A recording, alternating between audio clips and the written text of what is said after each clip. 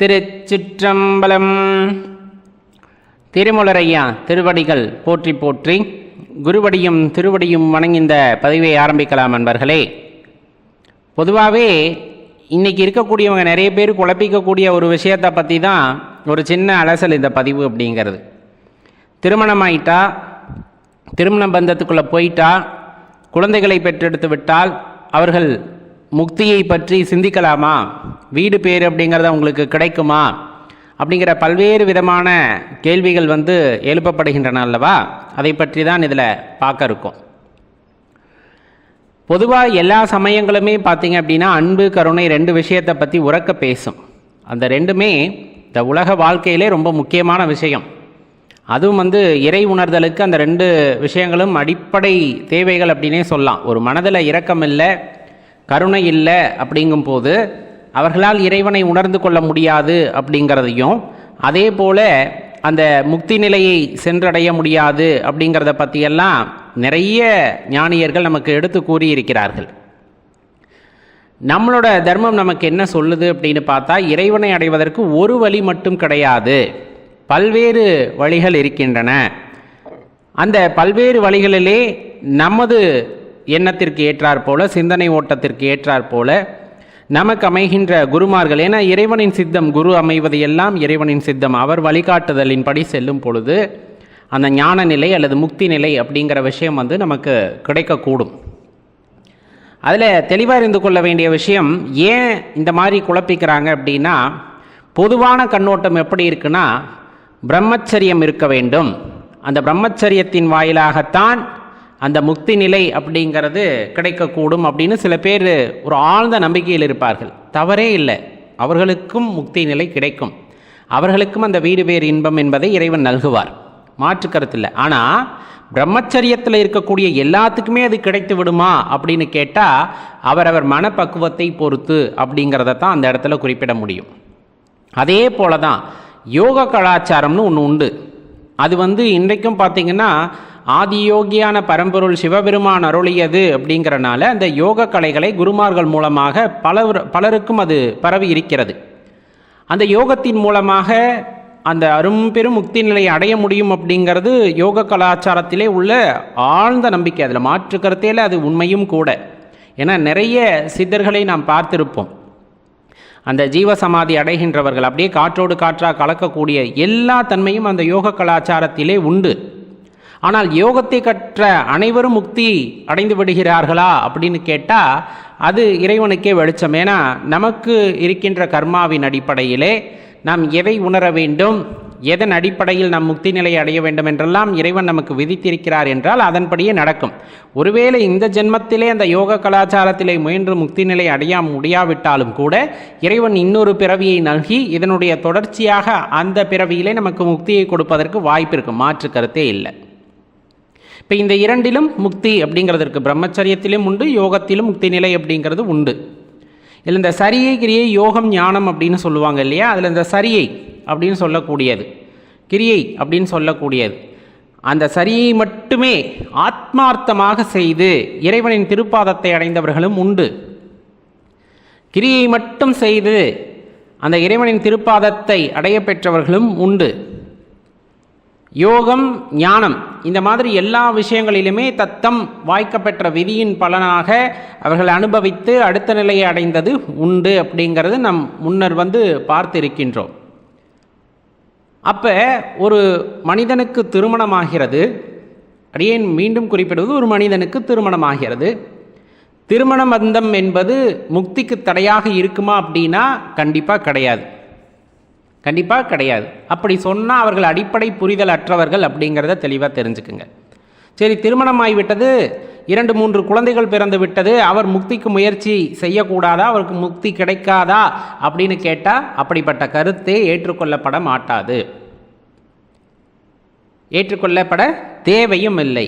ஏன்னா இந்த முக்தி நிலை அடைவதற்கு முயற்சி செய்வதற்கு எல்லா மனிதர்களுக்கும் அந்த வாய்ப்பு இறைவன் கொடுக்கின்றார், வாய்ப்பை இறைவன் கொடுக்கின்றார். அவர் கொண்டுள்ள அன்பின் காரணமாக அவருக்கு ஒரு வழியை ஏற்படுத்தி தருவார். இந்த இடத்துல நீங்கள் எந்த வழியையும் தவறு சொல்ல முடியாது. ஏன்னா அந்த வழியிலே நாம் முயற்சி செய்து அதில் தோற்றிருந்தால் மட்டுமே நாம் அதை குறை சொல்லாம். அந்த தோற்றிருந்தாலுமே அது நமது தவறு கூட அங்கே இருந்திருக்கலாம். அப்போ அந்த ஒரு முறையவே நாம் தவறு சொல்லிவிட முடியுமா அப்படின்னா கண்டிப்பாக கிடைக்காது. அடியேன் இதை குறிப்பிடுவதற்கான காரணம் இருக்கிறது. இப்போ நாயன்மார்கள் அவங்க இருக்காங்க இல்லையா, அவங்கள எடுத்துக்குங்க. எல்லாருமே அப்படின்னு சொல்கிறத விட அதில் பெரும்பாலுமானவர்கள் பார்த்தீங்கன்னா திருமணமாகி குழந்தைகளோடு வாழ்ந்தவர்கள் தான். ஆனால் அந்த சிவபக்தியிலே மிகவும் உயரியவர்களாக இருக்கின்றார்கள். தான் கொண்ட கொள்கையிலே அவ்வளவு ஒரு பிடிமானமுடையவர்களாக இருந்திருக்கிறார்கள். அதன் பயனாக இறைவனின் அந்த ஒரு தரிசனத்தை பெற்று அவர் பாதத்தை அடைந்தவர்கள் எண்ணற்றவர்கள். எண்ணற்ற நாயன்மார்கள் அந்த மாதிரி இல்லற வாழ்க்கையில் இருந்து தன்னை முழுமையாக இறைவனுக்கு அர்ப்பணித்து அதன் பிறகு அவர்கள் அந்த ஞானத்தை அடைந்திருக்கிறார்கள். இறைவன்தான் எல்லாம் அப்படிங்கிற அந்த ஞானத்தை அடைந்திருக்கிறார்கள், தன்னை உணர்ந்திருக்கிறார்கள், மேலும் இறைவனின் திருப்பாதத்தை அடைந்திருக்கிறார்கள். இதெல்லாம் நமக்கு பெரிய புராணத்தின் வாயிலாக தெரிய வருகிறது. அப்போ இதில் எதை தவறுன்னு நம்ம சொல்ல முடியும்? எதை தவறென்று சொல்ல முடியும்? இல்வாழ்க்கையில் ஈடுபட்டால் தவறென்று சொல்வதா, குழந்தைகளை பெற்றுக்கொண்டால் தவறென்று சொல்வதா, யோக கலாச்சாரத்திற்கு வராமல் இருப்பது தவறென்று சொல்வதா, பிரம்மச்சரியத்தை கடைபிடிக்கவில்லை அல்லவா உனக்கு முக்தியே கிடையாது என்பது சொல்வது சரியா? இந்த மாதிரி பல கேள்விகள் அங்கு இருக்கின்றன. அடிப்படையில் தெரிந்து கொள்ள வேண்டிய விஷயம், நமது தர்மம் போதிப்பது பரந்த மனநிலை, குறுகிவிடாதே அப்படின்னு நமது தர்மம் எப்பவும் சொல்லும். ஒரு சின்ன வட்டத்துக்குள்ள நின்றாத. நீ பார்க்கிற காட்சி மட்டும் கடல் அல்ல, அதை தாண்டி விரிந்து கிடக்கிறது கடல் என்பது நமது தர்மம் நமக்கு போதிப்பது. நான் பார்ப்பது மட்டுமே உண்மை என்ற கண்ணோட்டத்திற்கு நாம் சென்று விட்டால் நமக்கு இன்னும் மனதிலே தெளிவு ஏற்படவில்லை என்பதை உணர்ந்து கொள்ள வேண்டும். நம்மால் இன்னும் அந்நிலையை எய்த முடியவில்லை என்பதை உணர்ந்து கொள்ள வேண்டும். ஏன்னா நம்ம மக்களை பொறுத்தளவு நிறைய பேர்த்த நம்பி ஏமாந்தாச்சு இல்லையா? நிறைய பேர்த்த பார்த்து அவர்களின் செயலின் காரணமாக சில ஏமாற்றத்தை கண்டு அப்படி இப்படி இருந்தாங்கன்னா இவங்கெல்லாம் உண்மையானவர்களாக இருக்க மாட்டார்கள்னு ஒரு பிம்பத்தை நமக்குள்ளே ஏற்படுத்தி கொண்டு பல விஷயங்களிலே நம் மனதை சஞ்சலப்பட விட்டு யாரை நம்புவது யாரை நம்ப வேண்டாம் என்ற ஒரு குழப்பத்திலே வாழ்ந்து கொண்டிருக்கின்றோம். அடியேன் திரும்பவும் சொல்கிறது ஒன்று தான், குருவாக சிவபெருமானே இருந்து நமக்கு வழிகாட்டுவார். இன்னார் சொல்வதை கேள், இயற்கையில் இவ்வொளி கேட்கும் அப்படின்னு இருந்ததுன்னா ஒளியை கேட்டு ரசிக்க வேண்டும். அதன் மூலமாக இறைவன் நமக்கு ஒரு புரிதலை உண்டாக்குவார். இதுதான் இயற்கை என்ற ஒரு புரிதலை இறைவன் நமக்கு உண்டாக்குவார். அதுதான் அந்த இடத்துல தெளிவு அப்படின்னு சொல்லக்கூடியது. ஒருவர் சொல்வதன் மூலமாக புரிந்து கொள்வதை எத்தனை நாட்களுக்கு நாம் மனதிலே நிறுத்த முடியும் அப்படின்னு கேள்வி கேட்டால் ரொம்ப சொற்பமான பேர் தான் வாழ்க்கையின் முடிவு வரை அதை கொண்டு செல்கிறார்கள். மீதி அனுபவங்கள் எல்லாம் மனதில் நிற்கின்றனவா? அவங்க சொன்னது எல்லாமே மனதில் நிற்குதானே? நிற்கல. ஆனால் எந்த விஷயம் நிற்கும்?